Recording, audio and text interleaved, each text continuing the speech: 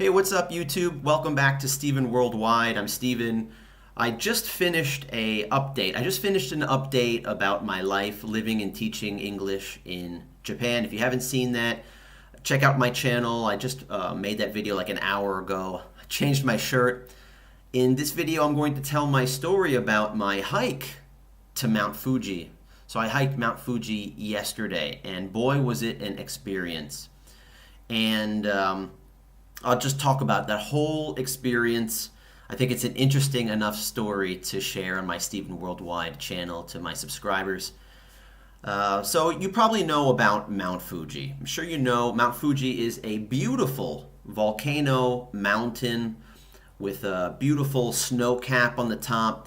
It is a symbol of Japan, and it's famous. It's a symbol of Japan. It's famous in Japan. It's famous all over the world because of its beauty and just for what it is. And it's just been worshipped by people for thousands of years. And what else is there to say about the fame of Mount Fuji? If you don't know what I'm talking about, just go to your Google search, type in Mount Fuji, click the images, and you'll see what I'm talking about. Beautiful pictures of this mountain with sakura or cherry blossom trees with Mount Fuji in the background, or famous paintings that were done hundreds of years ago with Mount Fuji in it.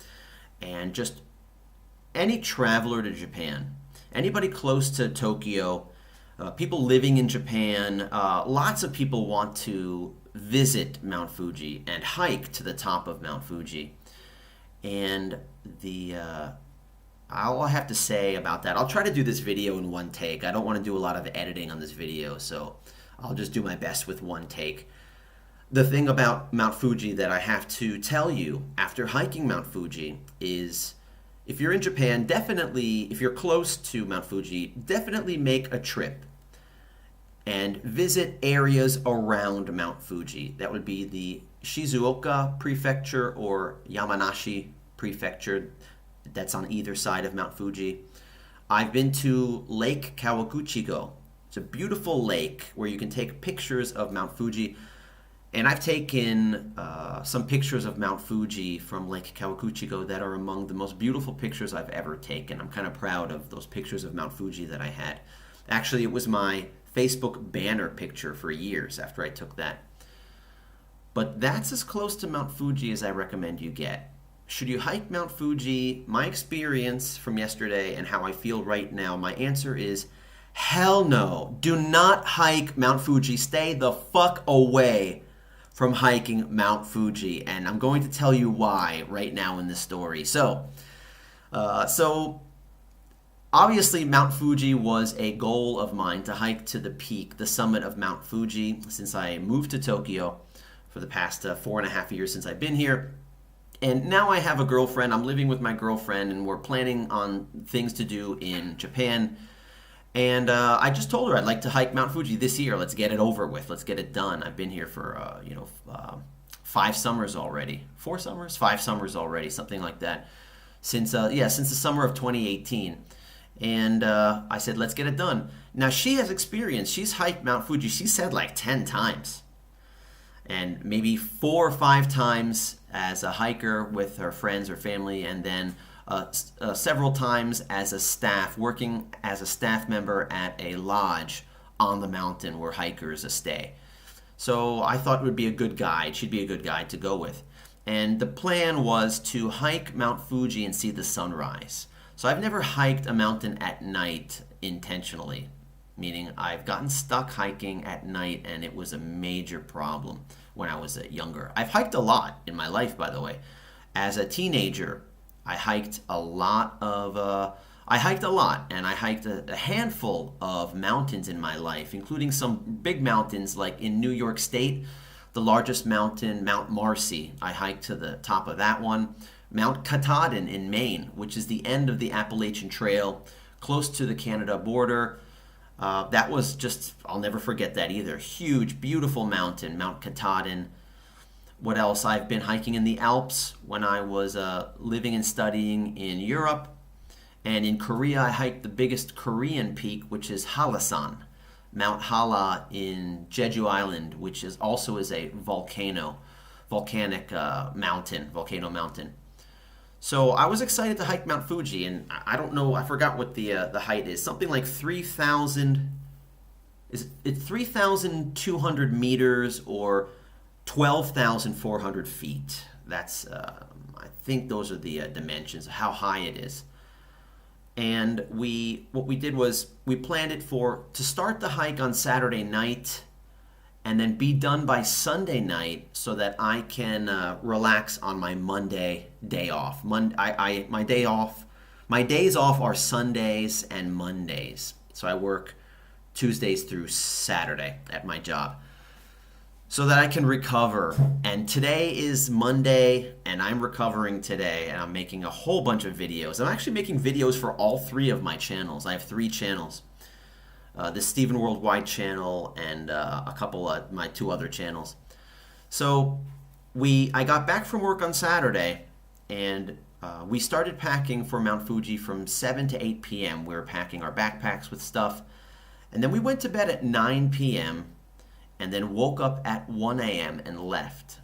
And she said that I need to get some sleep before the hike, and I just thought I would be fine without the sleep. It's weirder to get 2 or 3 hours of sleep here and there. I would feel groggy, but I just did what she advised.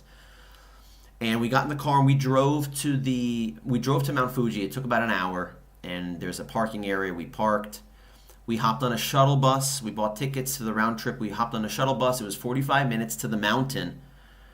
And the bus takes you up the mountain to I think halfway up the mountain.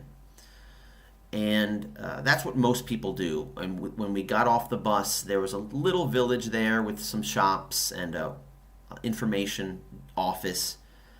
And I took a picture there. So at this time, it's 4:30. So we started the hike at 4:30 a.m. And it was already getting light. The sun was already starting to come up. So we started hiking.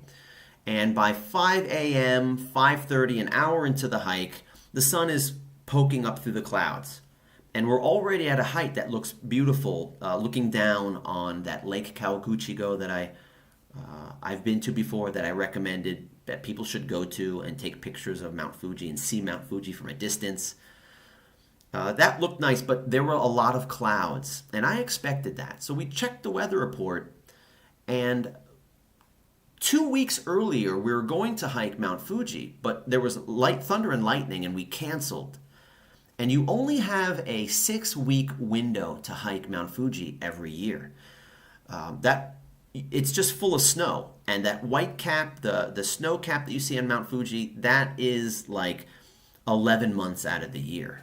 It's so large and the air is so thin, it's freezing cold and it's unclimbable. The only time you can climb Mount Fuji is the end of July through the end of August. And after that, it's just, you can't do it. It's too cold and too snowy. Snow's going to start there like in 2 weeks from now. And it's August, today is August 22nd, by the way. So I hiked Mount Fuji on August 20th, August 21st.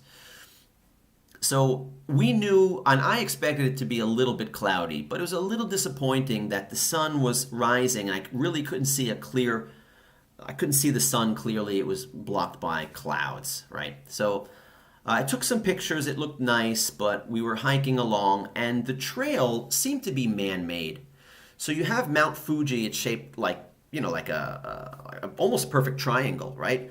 And the trails were kind of man-made and carved, and it's a zigzag. You're zigzagging your way up, straight up to the top. And I would prefer that it would be made more gradual, that you're going up gradually and have the zigzags be a little bit longer. But I don't know why they just did it this way, but you have a steep zigzag going up to the top. And walking up to the top, so here's the deal. Think of yourself walking up a hill. Imagine walking up a steep hill for 5 minutes. How would you feel at the end of that? You would walk up a steep hill. After 5 minutes, you would probably be like, whew, I'm glad that's over with. That was tough, all right? Now imagine doing that for 9 hours, all right?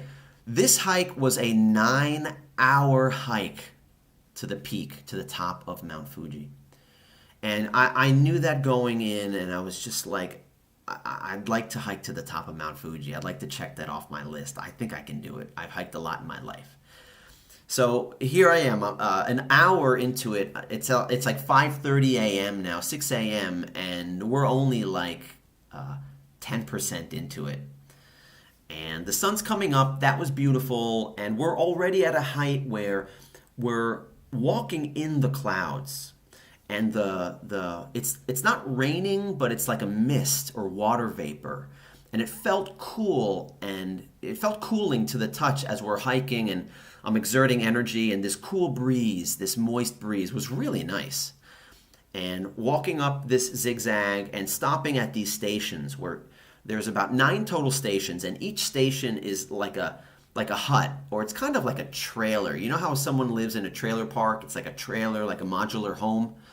It was like a small modular home where campers can, or hikers can, spend the night. It's like a lodge, and you sleep on the floor in a sleeping bag, and you wake up and you can just continue your hike the next day. And there are places outside, like a big bench that you can sit down, and there's like room for like maybe 30 people. And there's not a whole lot of room if it's busy, but we could sit down. So we took breaks, but it was a 9-hour hike, including like 10 to 15 minute breaks, about 8 or 9 of them. And how was the trail? So the trail was, there was 3 different kinds. The one trail would be like just gravel and small rocks that you're walking up. That was easy. And then the other kind of trail is like rocks that you have to carefully like keep your hands in front of you and just kind of like walk up on boulders and rocks. That was part of it. At no time on this part of the mountain are you walking on a trail in the woods surrounded by trees. That beautiful style of hiking, that doesn't exist. That's at the bottom. And we started halfway up. And it was still 9 hours up. So we're going up, and the weather is getting cloudy. It's getting cold, and the air is getting thin. So already I'm pretty strong, and my muscles were fine hiking up this hill. The problem was the breathing. I was out of breath a lot, just breathing very heavily. I'm taking deep breaths. And a couple times I was feeling lightheaded because you're so high up. The altitude is so high. And so I'm doing my best to take breaks, catch my breath. And my girlfriend, she's a lot younger. She was having struggles. She was cramping up. A muscle in her leg was cramping up. So we weren't going that fast, and we were going slow and taking it easy. And it was tough. And every time we got to a marker, and I felt like I had been hiking for hours and hours, it was like 60% more to go, 50% more to go, 3 more hours to go, or 4 more hours to go after I was already getting tired.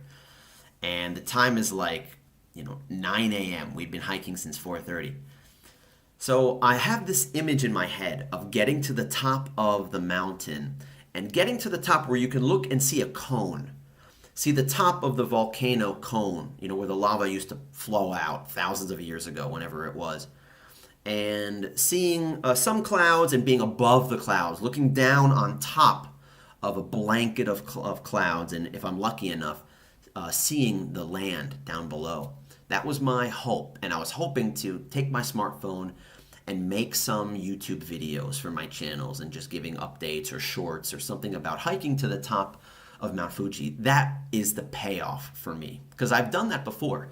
When I hiked Hallasan, I hiked up the highest mountain in South Korea on Jeju Island, and when I got to the top, it was beautiful, and I have a video on this channel of that.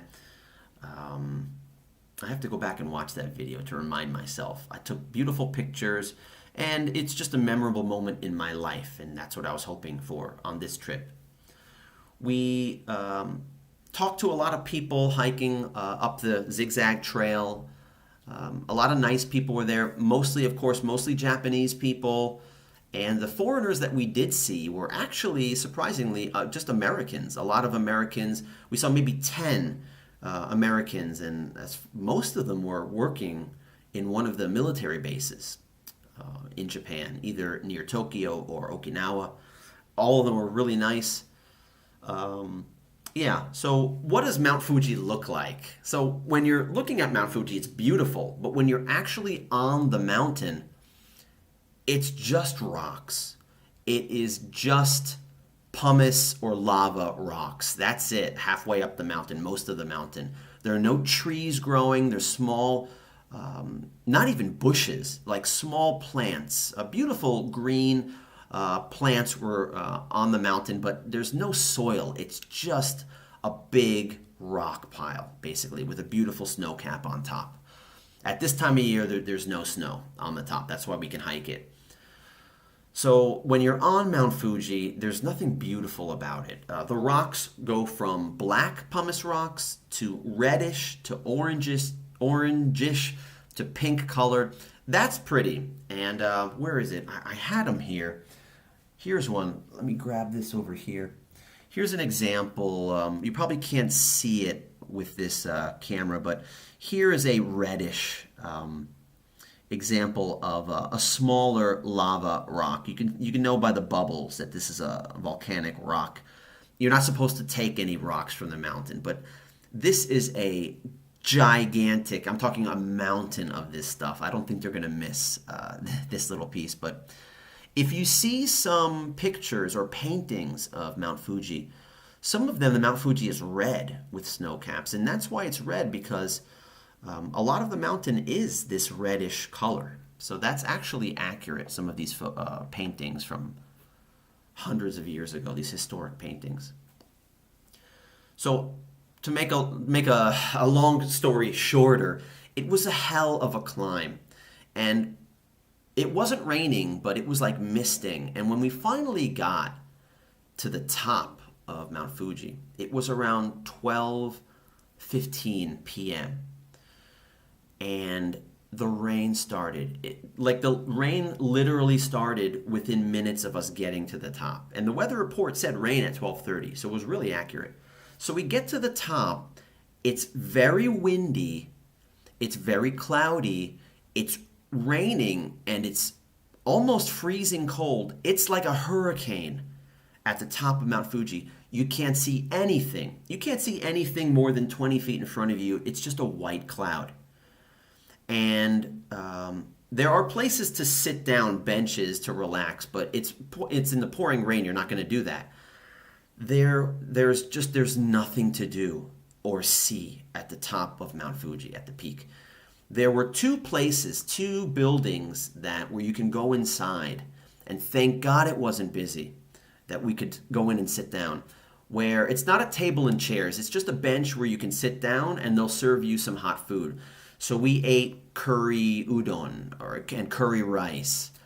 And, we could stay there for 15, 20 minutes and just eat some hot food. And that was nice while it was raining outside.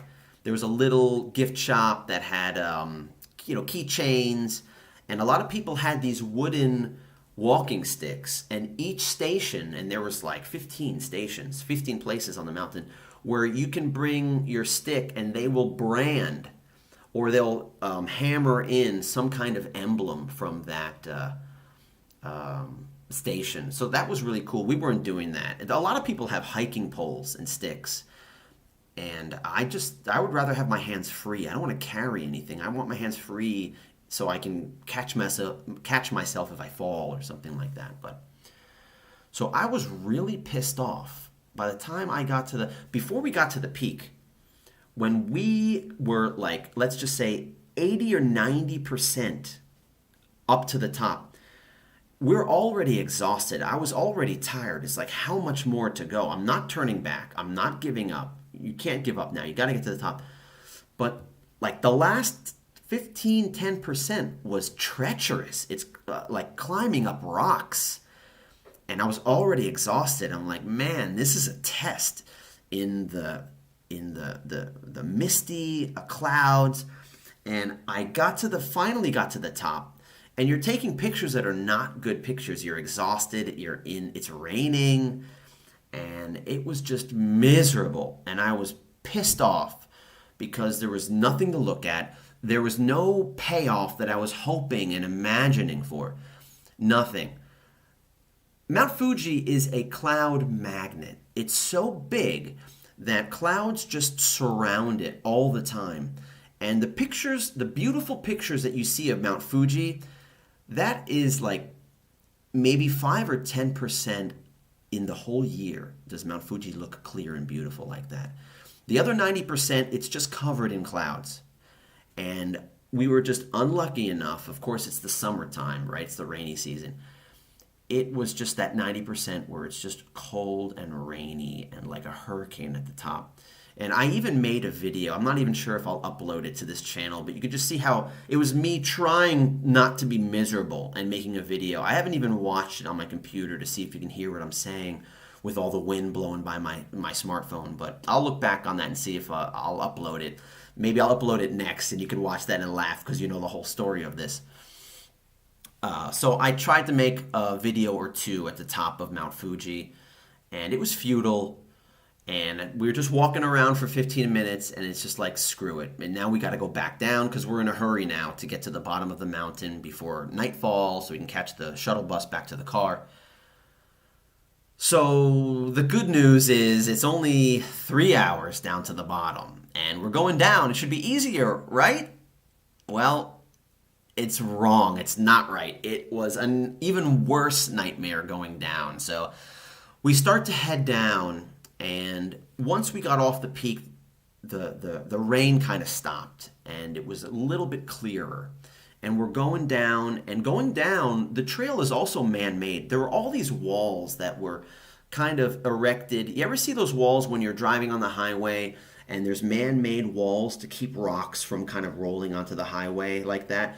Well, Mount Fuji has that, and you can just see, if you see a picture of Mount Fuji, you'll see little zigzags in the snow, and that's the trail, basically, without the snow.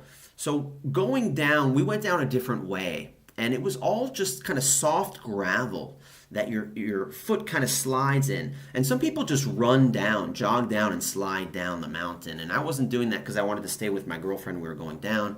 And I was trying to walk carefully down the mountain because 10 years ago, I had hiked I hiked a lot in South Korea, but 10 years ago, I had one hike where going down the mountain, the impact of going from boulder to boulder and stepping down was so much that my knees, both knees got sore. The ligaments in my knees got sore, and I couldn't walk up or down stairs the next day. The first time in my life I felt that way, and it was so painful. So before this hike, like a week ago, I told my girlfriend, going down is the hardest part for me, and my knees might be sore. But I'll give it a try. It was 10 years ago. Maybe if I walk down carefully, it won't happen again now that I'm aware of it. So I was walking down Mount Fuji yesterday, gingerly, carefully going down there, but it was supposed to be 3 hours to the bottom. My one knee, my right side knee, started to flare up an hour into it. And my girlfriend too. Her knee started hurting her too, and her leg was still cramped up. So she was going slow. So we were both kind of going slow. And we're like an hour down, and we're looking at signs, and it's like another 3 hours to go. And after an hour, I can look up and see the peak still where we were. I'm like, we've hiked an hour and a half, and it's like we've gone nowhere. So, yeah, and I'm not in a good mood because of all this. And we're going down, and then the rain starts. So it's already cold. We're already exhausted and tired and sore. And now it starts to rain hard, like pouring rain on us. And in our bags, we planned on it. We had like our smartphones and stuff in Ziploc bags, but not everything.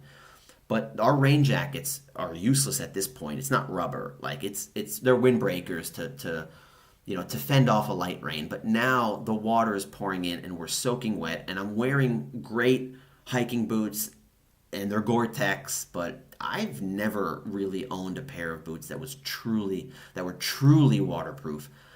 I can just feel the water inside these boots after a couple hours of heavy rain. So we're hiking in heavy rain.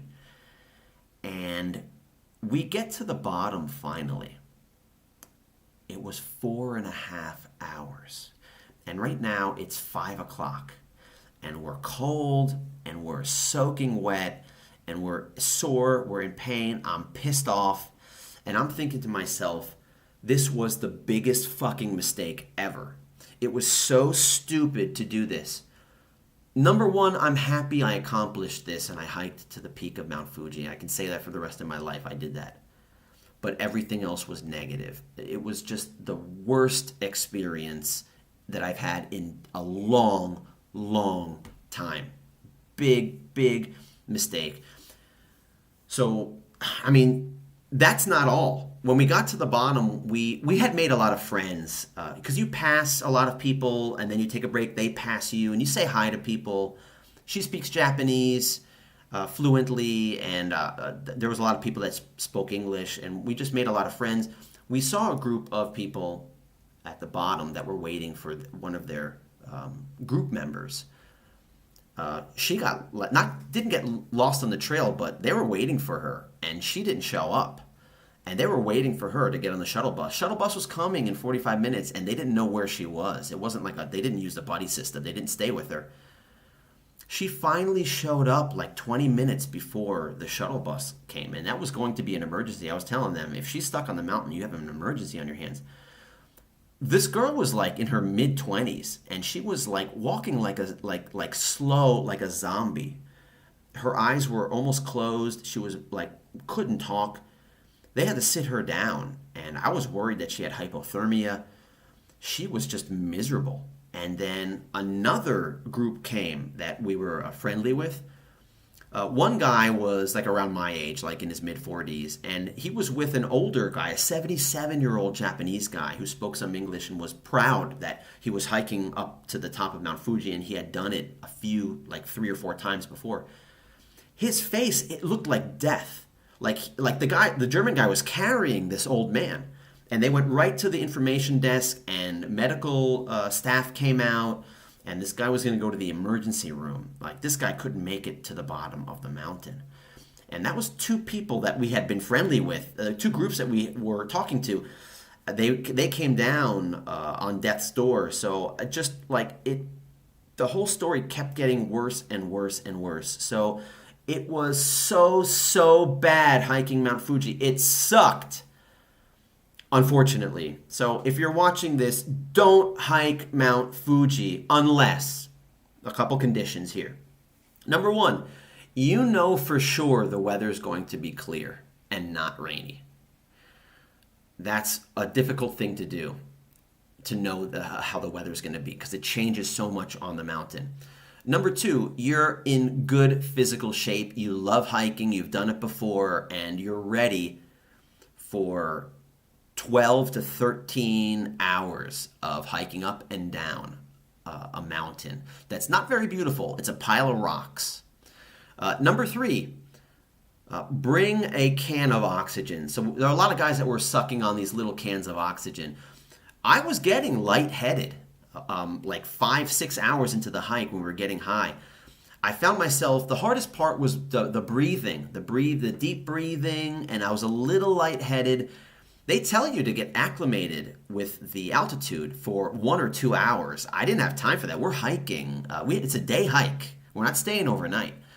So I would just say you can buy these cans of oxygen. I would buy them at the base or buy them at a store and put 1 or 2 in your bag, instead of buying them in the lodges as you're hiking up. If you need it, I would just say bring that. Pack light. Don't pack heavy. Just 1 change of clothes, socks or underwear. If you get wet, you're screwed because it's going to get wet. A towel. Bring drinks, definitely. Bring lightweight snacks, energy bars, whatever. But pack as light as you can, but enough to keep you dry, and just don't have any expectations of a payoff when you get to the top of Mount Fuji that you're going to see a beautiful view. You only have a 10% chance of seeing something beautiful or having that payoff when you get to the top. You're just going to check off a box that you did something in your life. That's it. So don't have any high expectations, and if you asked me, if I can tell you in 2 words my experience of hiking Mount Fuji, it would be never again. That's it. Never again. There's an expression. A wise man climbs Mount Fuji once. A fool climbs Mount Fuji twice. And in my opinion, a fool climbs Mount Fuji once.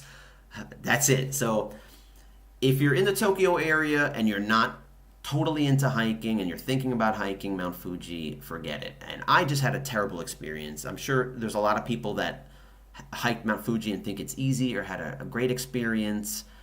If you're going to make a 2-day hike out of it, maybe that's a better idea. Stay at one of those lodges. Go halfway up, stay at the lodge, wake up early, get up and see the sunrise at 5 a.m., and then hike down and be down by 1 p.m., something like that. Maybe you can do that and enjoy it. Otherwise, just get close to Mount Fuji and take your beautiful photos, hopefully on a clear day, as much as possible. So that's my Mount Fuji story. Wow, it went 30 minutes. The story in my head was, I could have told it so much better when I was enraged yesterday coming down in the torrential downpour rain. But this is the best I can do the next day. Thank God I have the day off today. I'm sore, I'm recovering, my knees are killing me, but I'm just spending the whole day making videos for my YouTube channels, all 3 of them. I made my YouTube video for my financial channel. I made my update. I made the long 40-minute video update for Stephen Worldwide. I have this video I'm going to upload next, and then I'm going to bang out like 5 or 6 videos from my fragrance channel about my fragrance collecting hobby.